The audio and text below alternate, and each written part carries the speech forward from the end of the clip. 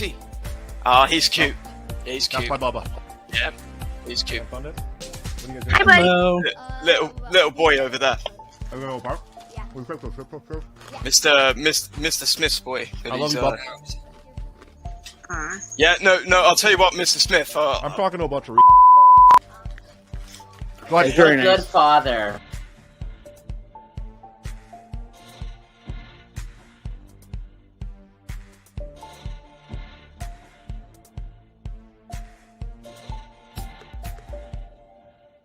Hello, and welcome to another episode of the Fakertarians podcast, guys. We are almost to episode 1 million. I think tomorrow night is the 1 millionth episode. That is insane. 1 million episodes in 4 months has been a wild ride. I just once again want to reiterate how much I appreciate the hell out of the Fakertarians podcast.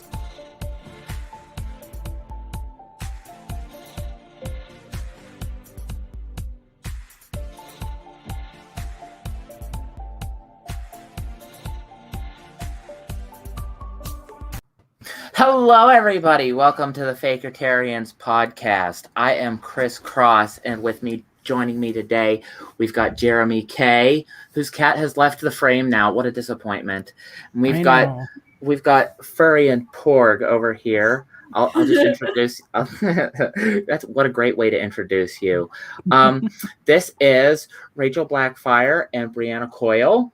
We're going to be talking about what they've been working on today. Rachel, it was your birthday yesterday, wasn't it? Yes, I'm 23 now. Congratulations. Happy birthday. Did you have a good time yesterday on your birthday? Yes, we had a great birthday party on Zoom. Good. Lots of cool people there. Other than that, we went to Six Flags. It was cool. That sounds like a great time. Listen, I almost died, but didn't. Oh. Why did you almost die? I got really scared on the Joker one in Yeah. the beginning, but then it was okay. I've almost died on roller coasters plenty of times. So listen, Rachel, you've got this LP Liberation Caucus thing going on. Tell me more about that. Basically, we founded the Liberation Caucus to advocate for social libertarian positions on social issues, both within the party and as a outreach platform to do messaging on social issues, some of which we feel are ignored by certain factions within the party. Caucus. Oh, I think we know who you mean. Yeah, we feel like some issues that are a great opportunity for outreach and for libertarian messaging are ignored.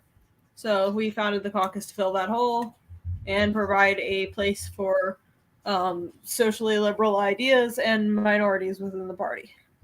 Wholesome messaging, I guess, is what you're saying, right? That too, positive messaging. Very good. Speaking of positive messaging, do you think that the Mises Caucus is a positive or a negative influence on the Libertarian Party? Definitely negative. Like let's be real here, folks. Even in terms of their messaging, it's negative. They're always talking about what they're against rather than what they stand for. That's like marketing 101, first of all. But like we've seen all of the negative media attention that we've gotten as a result of Mises controlled affiliates. And it's not good. It's not good for the party. It's not good for volunteers. It's not good for donors. And it's not good for recruitment. You mean complaining or comparing vaccine passports that don't actually exist to the Holocaust doesn't result in positive outcomes? Definitely not.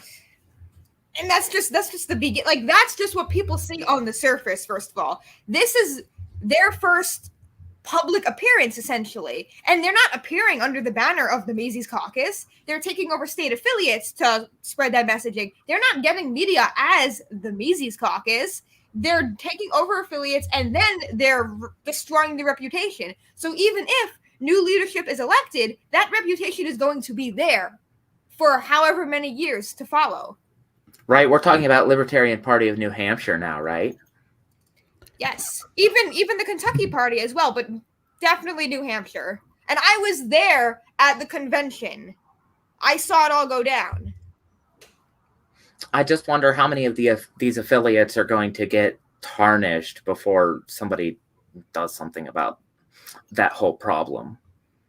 Does anyone else have anything they want to say about the Mises Caucus? Not much. Okay. I definitely disagree Good decision. with the messaging that their Watson. takeovers in certain state parties have done. Yeah. We're being Whoever told Watson is on YouTube is sure loving us right now. Hi, Somebody- Watson. yeah. How are you? somebody's got a lot to say. You're not welcome in the party. I've been told that since day one. What are you gonna do about it, buddy? Why not? You're still here, aren't you? I welcome Unfortunately, yes. It's part of me really believes in the party and my vision for the party, and then part of me is just a stubborn asshole that does not want to lose. Perfect. That makes a pretty wicked combination in my opinion. Yeah. Here's my next question for you, both of you. Do you think that joining the Libertarian Party is a good idea for people in the LGBTQIA community? You want to take this one first? I would say yes, in the sense that our party values and platform consistently stand up for their rights. Part of our goals as a caucus is to make the LP a more welcoming environment to those people, and I think a lot of the LP is very welcoming. But yeah, that's basically. I think it's a good political venue to achieve equality and liberation for LGBT people, and let's work on making it a party that's welcoming towards them. Definitely. And that would be in line with the party's roots. Like, the party was always a pro-LGBTQ party until the conservatives started flowing in and, flooding the gates. And I was a part of Outright. I was the most recent outreach director. And the party has a history of being very, very, very openly pro-gay, pro-trans, etc. And then we have these people coming in who say this nasty stuff. Like, we had people who were upset that JBH, the chair, Joe Bishop Henchman, was married to a man. Like, do you know what party you're in? It's like, and a lot of this, again, it comes back to messaging, because we have people who are clearly not articulating what the party stands for properly. And this isn't even like, people's opinions or whatever. Everyone can have their opinions, but this is the party's stance on the issue. And it's ridiculous that we are in 2021. We're still dealing with homophobes and transphobes, but especially the fact that we're still dealing with them within the Libertarian Party, which was the first party to stand for their rights to begin with, before the Democrats. We are the alternative to the Democrats for the LGBTQ community, because they're not a monolith. But then we have all of these people who think they know what libertarianism is, and then they start, they push them away. It looks bad for the community, because a lot of the community they're on the left, or they're Democrats. They think they're on the left. And it's just unfortunate, because that's a huge base for recruitment. Like, we stand for them and with them, and we are them. And it's just sad to me that, they feel as if they can't be comfortable within the party. And a lot of the people who do tarnish the party's name in that regard, they're not even in the party. A lot of these so-called libertarians that are homophobes and transphobes, they're not active in the party. They're not in leadership. They're just randos who call themselves libertarians, and then they set a negative first impression for people who might be new to the party, or they might not be in the party, and they might have considered it, and then they see that and they go, whoa, hold on there, Oh, wait, right. Is this just some anti-SJW club or something? Like, I guess I'm not welcome here. Yeah. Exactly. And it's like, being a libertarian does not mean you are pro or anti-SJW, right? But the party itself has always stood against oppression, especially the oppression of minorities. And that's what we want to do with the Liberation Caucus. We want to bring back, the party back to those roots. Okay, so I believe that that's enough for the open-ended questions here at the beginning of the show. I believe I think we're being told more porgs. Okay, so I guess we're gonna do show and tell, which is something that we're gonna do here on the Caturday edition of the Fakertarians podcast. Today we're gonna do Stuffy's show and tell. We're gonna take some stuffed animals. For a commenter. Oh. Winograd. I'm confused. Are the homophobic people in leadership or just randos? Well, they're posting to the state social media, so Yeah. Oh yeah. There was a New Hampshire tweet that read something along the lines of it was basically implying that LGBT activists want to cut children's genitals up, which is just not true. So I thought that was pretty dumb messaging to do as a state party social media. I thought that would I don't know. I just feel like a LGBT person is going to look at that and see that as hostile towards them because it's just implying that they believe shit that they don't believe. I mean, no one's advocating for that. Right, it's hostile because it's a straw man within a straw man. And where is the pro-LGBTQ messaging from these same states? Non-existent. It's like, especially, I believe I don't remember if this was a state affiliate or not, but I remember, I think it was the PA Mises Caucus Twitter, I believe, basically talking about how pedophiles get the wood chipper, and then they mentioned, gay people, like, within the same tweet. Like, you're making a really bad connotation right there. Like, that is internal homophobia. Homophobia doesn't have to be, I hate gay people, right? There's tons of ways you can be homophobic without even realizing it. And I try to approach from a compassionate, I try to understand people, and I try to understand that not everyone comes from a place of hate. They just, they might be ignorant or misinformed. But some people I just can't give the time of day in that regard because it's the same conversation over and over and over again. And they just think that, the trans agenda is going to take the kids. Like, how about the straight agenda is going to take the kids? Mm-hmm. How about all the kids that were told to keep in the closet and shit like that? Like, no, we live in a heteronormative society because straightness and cisgenderism was forced on people. It's the default. Oh yeah, and it's enforced by many systems in our society. I agree.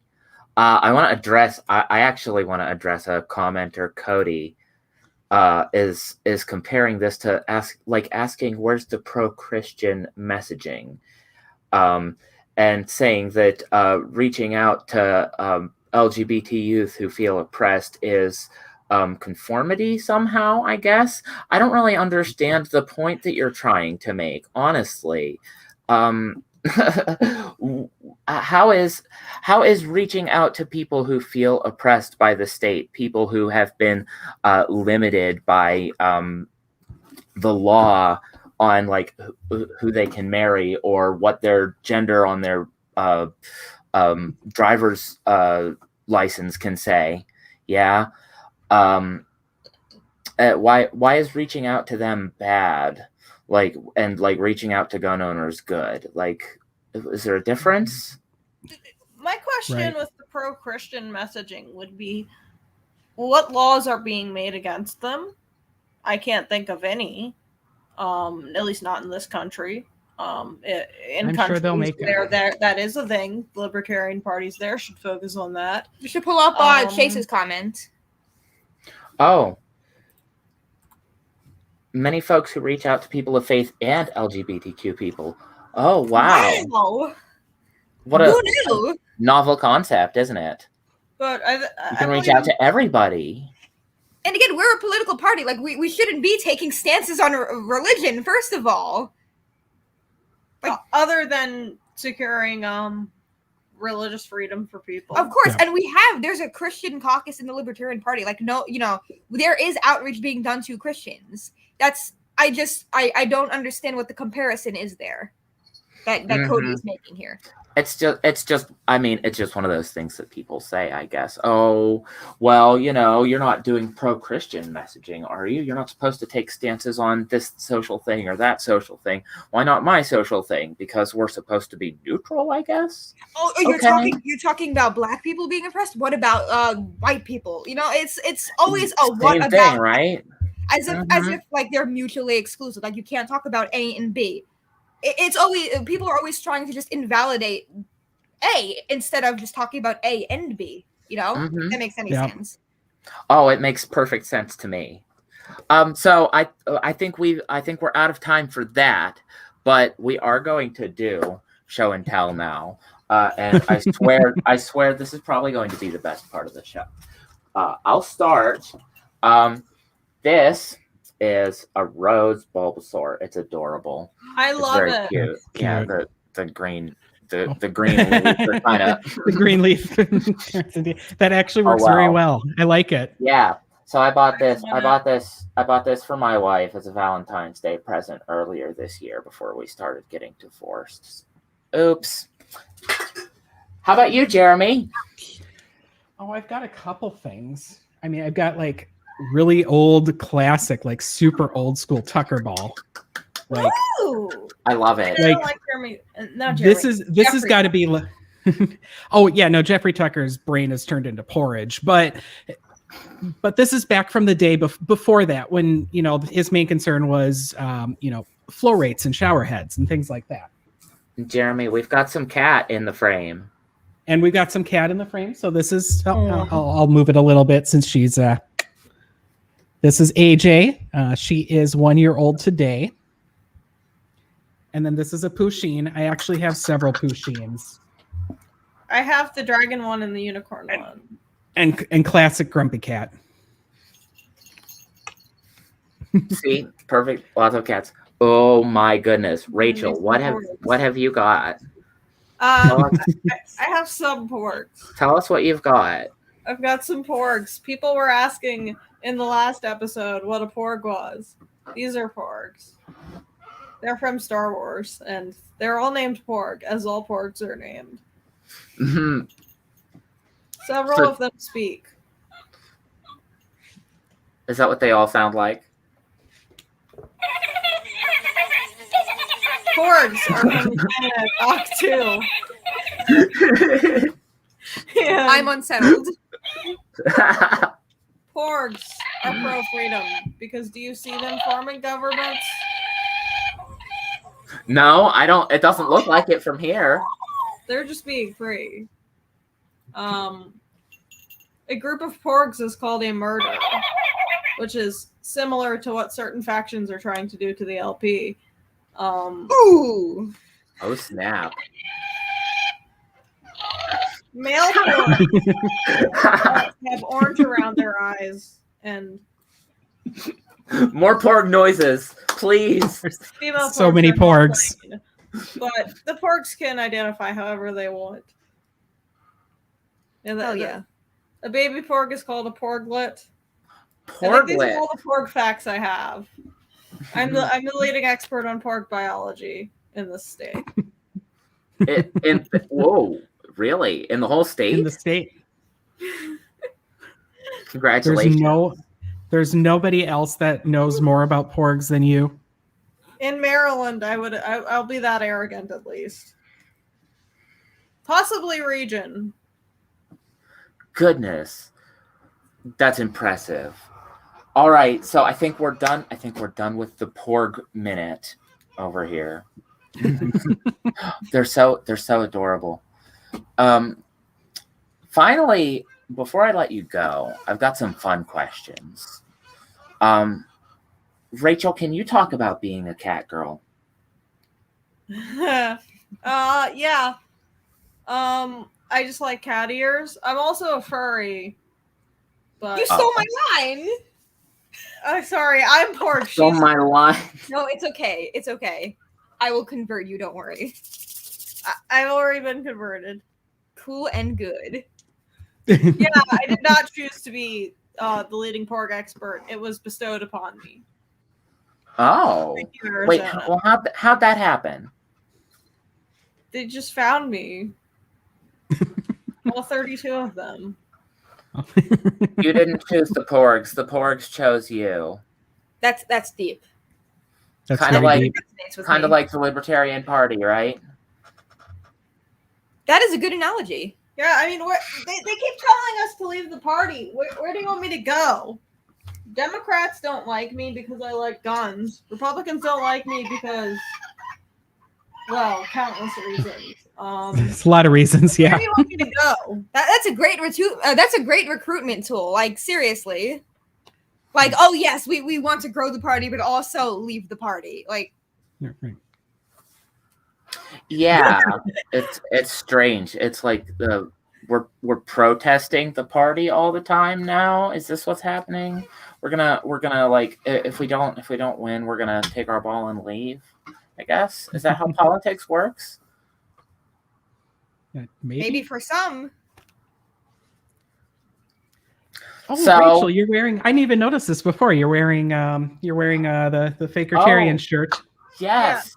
Look at the shirt. It's great. You can get it in Yes. the Fakertarian store. Yeah, that is part of the Libertarian platform.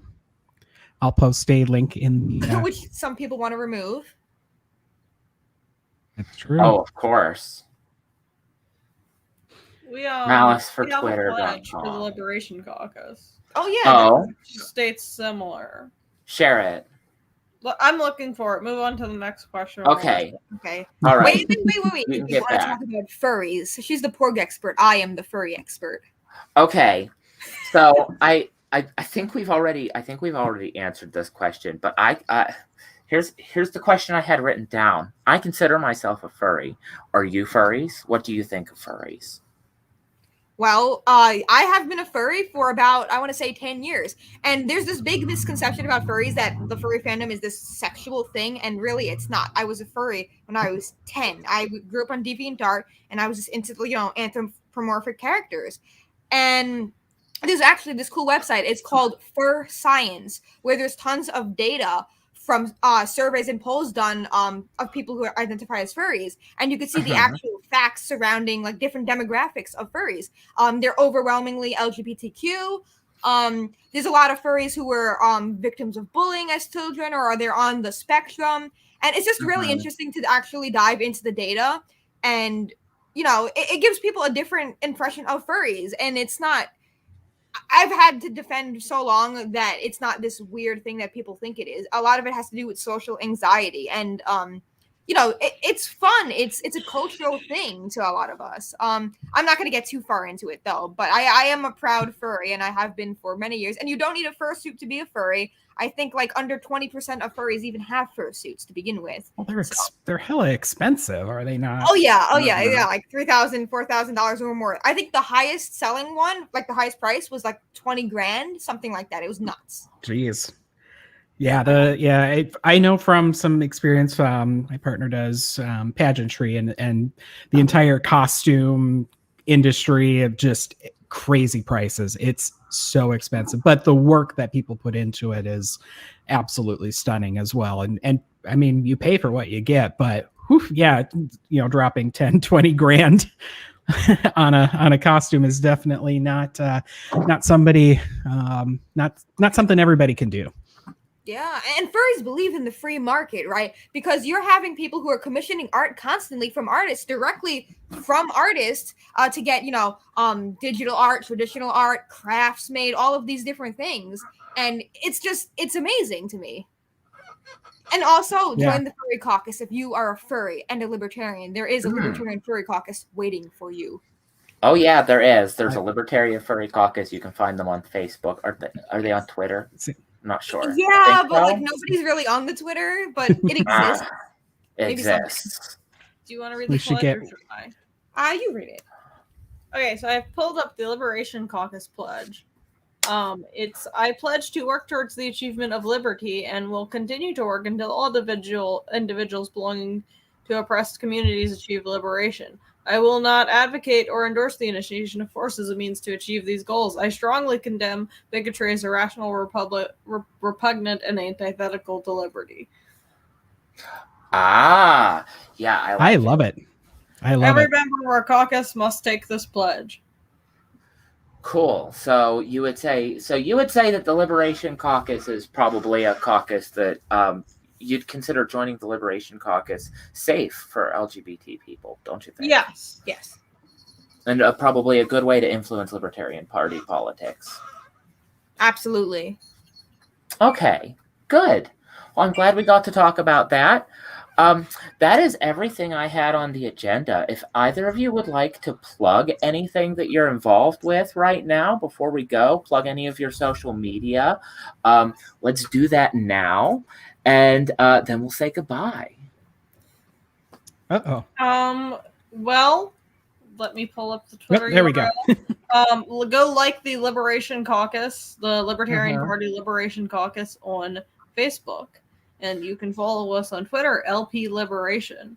You can also follow me on Twitter, Libertarian Nico, Libertarian NEKO.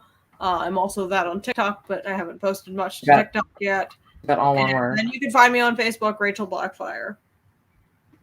And as for me, I think I'm going to plug Derek Britton's post-political podcast. I am going to be joining as a co-host pretty soon, and I'm super excited to be working with Derek and Jeremy and everyone else just to do some great things. And like, I'm not a podcast personality by any means, but I'm excited to talk to people and to just spread my ideas and vision for a libertarian party that is more warm and welcoming and accepting to different demographics of people. Wait, I want to answer Josh's question. Okay. My favorite Hop book is not Hop. The best books on libertarianism are Ethics of Liberty by Murray Rothbard and Machinery of Freedom by David Friedman. Good answer.